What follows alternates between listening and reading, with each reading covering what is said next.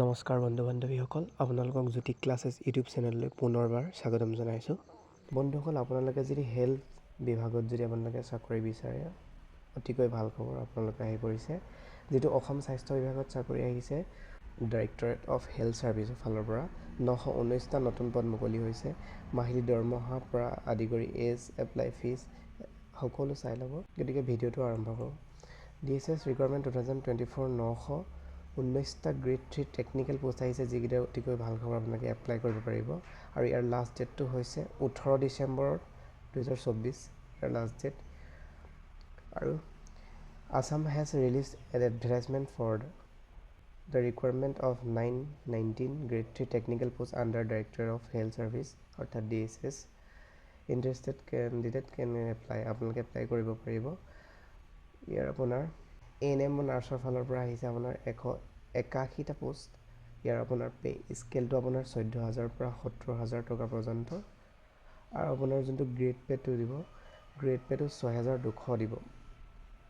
আৰু এডুকেশ্যনেল কোৱালিফিকেশ্যনখিনি আপোনাৰ ANM training পাছ কৰা হ'ব লাগিব আপুনি, অৰ্থাৎ ANM training pass from Assam government institutions recognised by Indian Nursing Council and Assam Nursing Council and must be registered under Assam Nursing Council with Employment Exchange Registration of Assam। অৰ্থাৎ আপোনালোকৰ ANMৰ training পাছৰ Assam গভটৰ institute হ'লেও হ'ব। আৰু যোনটো Indian nursing কাউন্সিলৰ ফালৰ পৰা বা আছাম নাৰ্ছিং কাউন্সিলৰ ফালৰ পৰা ৰেজিষ্টাৰ হোৱা কৰ্চৰ আপোনালোকৰ চাৰ্টিফিকেট হ'লেও হ'ব। আৰু আপোনাৰ এমপ্লয়মেণ্ট এক্সচেঞ্জ ৰেজিষ্টাৰ্ড লাগিব। ষ্টাফ নাৰ্ছ আহিছে আপোনাৰ 446টা পোষ্ট। পে স্কেল আপোনাৰ 14,000 পৰা 70,000 টকা পৰ্যন্ত। আৰু যোনটো গ্ৰেড পে 6,800।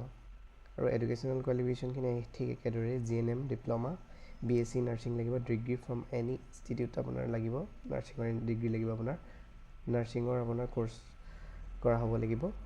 আৰু college recognised by Indian nursing council must be register under Assam nurse, আপোনাৰ মানে অৰ্থাৎ ইণ্ডিয়ান নাৰ্ছ বা আছাম ইণ্ডিয়ান নাৰ্ছিং বা আছাম নাৰ্ছিঙৰ ফালৰ পৰা আপোনালোকৰ ৰেজিষ্টাৰ্ড হ'ব লাগিব। আৰু এই আপোনাৰ ষ্টাফ নাৰ্ছ আহিছে 292টা পোষ্ট, 14,000ৰ পৰা 70,000 পৰ্যন্ত আপোনাৰ এইটো পে স্কেলটো দিব আপোনাৰ। আৰু গ্ৰেড পেটো আপোনাৰ 6,800ৰ পৰা দিব। এডুকেশ্যন কোৱালিফিকেশ্যন ঠিক একেখিনিয়ে, GNM লাগিব আপোনাৰ, BSc নাৰ্ছিং আপোনাৰ। তাৰপৰা আপোনাৰ আৰু আপোনাৰ এই পোষ্টৰ কাৰণে এই পোষ্টকেইটাৰ কাৰণে এডুকেশ্যন কোৱালিফিকেশ্যনৰ লগতে applicant should have experience working ICU, আপোনালোকে ICUত আপোনাৰ এক্সপিৰিয়েঞ্চ কৰা হ'ব লাগিব 1 yearৰ মেক্সিমাম। আৰু এজ লিমিটটো আপোনাৰ কেণ্ডিডেট এজ শ্বুড লেছ, অৰ্থাৎ আপোনাৰ 18 বছৰৰ পৰা candidate age should not be less than 18 years and not more than 40 years age on 1 January 2024, অৰ্থাৎ 1 জানুৱাৰী 2024 ভিতৰত আপোনাৰ 18 বছৰ ভিতৰত হ'ব লাগিব আৰু 40ৰ মানে ওপৰ হ'ব নোৱাৰিব। আৰু এজ ৰিলেক্সেশ্যন দিয়া আছে কেটেগৰী ৱাইজত, আপোনাৰ OBC MOBC 3 বছৰ দিয়া আছে, ST SC 5 বছৰ, PWD আপোনাৰ 10 years দিয়া আছে, আপোনালোকে এপ্লাই কৰিব পাৰিব। আৰু আপোনাৰ এক্সচেঞ্জ অফিচত আপোনাৰ ৰেজিষ্ট্ৰেশ্যন চাৰ্টিফিকেট লাগিব, আপোনাৰ ৰেজিষ্টাৰ কৰি ল'ব যদি কৰা নাই। আৰু এপ্লিকেণ্ট ফিজটো আপোনাৰ এটকাও নলয়। আৰু আপোনাৰ যোনটো অনলাইন এপ্লিকেশ্যন ফৰ্মখন ছাবমিট কৰাৰ এপ্লাই ডেট হ'ব 9 তাৰিখ 12 মাহ 2024, অৰ্থাৎ আপুনি ডিচেম্বৰ 9 তাৰিখৰ পৰা এপ্লাই কৰিব পাৰিব। আৰু অফিচিয়েল ৱেবছাইটটো আপুনি ডেছক্ৰিপশ্যনত মই লিংকটো